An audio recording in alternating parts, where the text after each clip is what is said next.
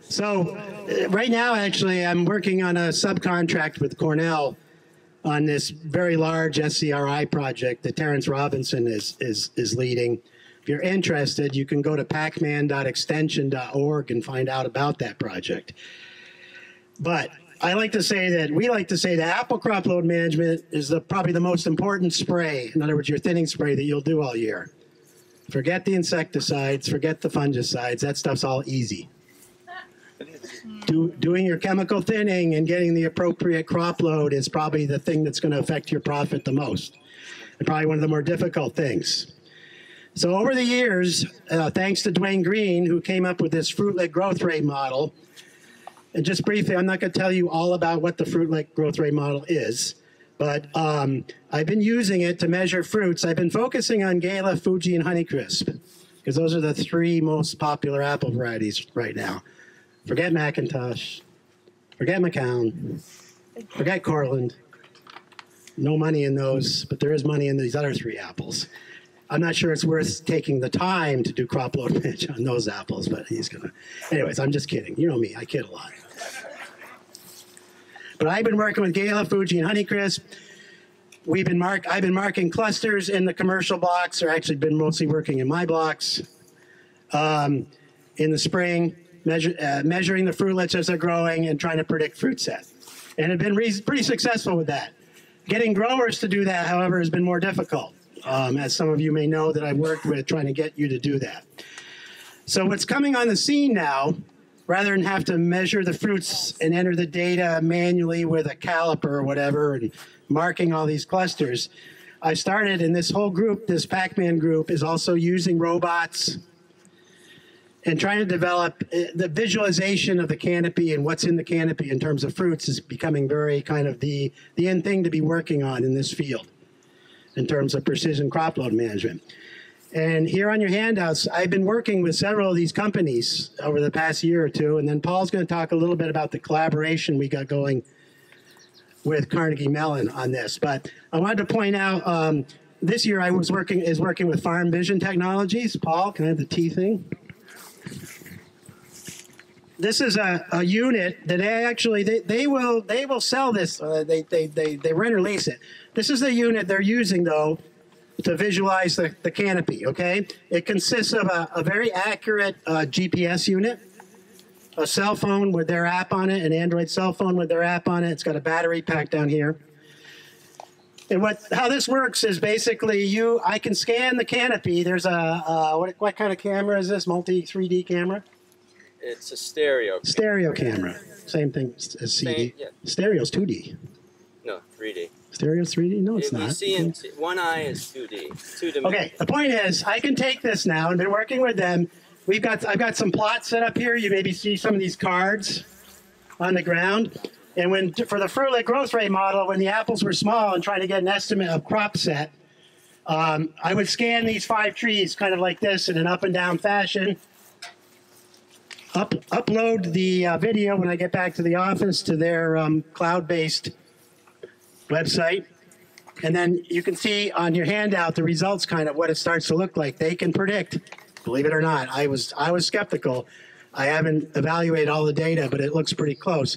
They can tell me basically the results of the fruitlet growth rate model, and they're looking at a lot more fruits than we can measure. They can predict and precise, okay? Other thing is, the other company I'm working with is Fruit Scout. I'm going to go over a little bit, Jaime, because this is the most important thing today. Paul, hold this. Can I get the Fruit Scout thing? What do you want? Oh, you want this. I've also been working with this Fruit Scout company, not quite as successfully, but they have a way of taking cell phone pictures. You just use your cell phone.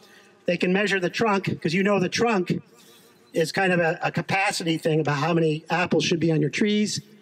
They take a cell phone with this up against an apple, and they can do the fruitlet growth rate model too. And I've just started working with Pixel Farm and Crop Tracker. Crop Tracker, some of you are using for your pesticide record keeping. But they also have yield prediction, fruit size, and bin scanning, which I'm going to start to work on when I get a chance. Okay, Jaime, I think that's it. You can kind of see the charts there, some of the output from the Farm Vision. I'm really impressed with them. Give them another year. We'll see what happens. Okay, hand it over to Paul. Okay. A few years ago, we came up with an idea that we could use imaging and cameras to actually solve the thinning problem.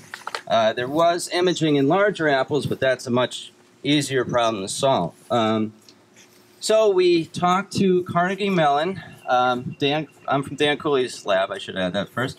And Dan has some colleagues at Carnegie Mellon, and we suggested the problem to them, and they thought it was a good idea. They have an excellent robotics lab there. And so we wrote a grant. We were lucky enough to get it, and we started the process.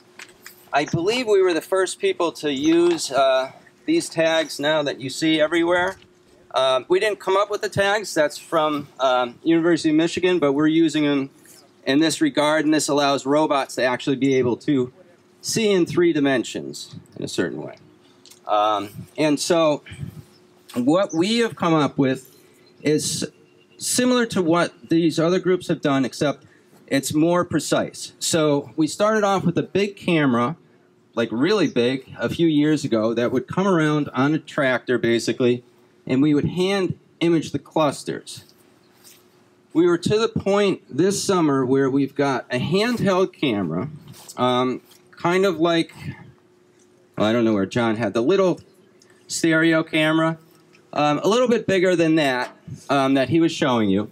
And essentially what we can do is we can aim at a cluster, and right now it takes about 6 seconds, and we can get measurements down to below a millimeter, so within, say, half a millimeter. So what we could do, and by next summer the goal would be, that should be instantaneous. So you take a picture, the computer recognizes the apple fruitlet, and it tells you the measurement. We can then feed that into Dwayne's model. What we're actually thinking of doing next summer is seeing if we can perhaps pick 5 trees, get measurements, just quickly scan each side, wait a few days after you've applied the thinner, go back out, scan a couple more, and because it can measure so many clusters, we may be able to get our results right there. And it would either be on, probably not a cell phone itself, but a little camera we could attach, just plug into a cell phone. We can do it robotically, so if you have, you know, a lot of acreage, and that seems right, Carnegie Mellon actually on their end, is they have a robot that will drive, it will find the cluster, use the arm, take the picture, do it all automatically. You don't even have to leave where you are. So, I think that's about it. Questions? Are you measuring?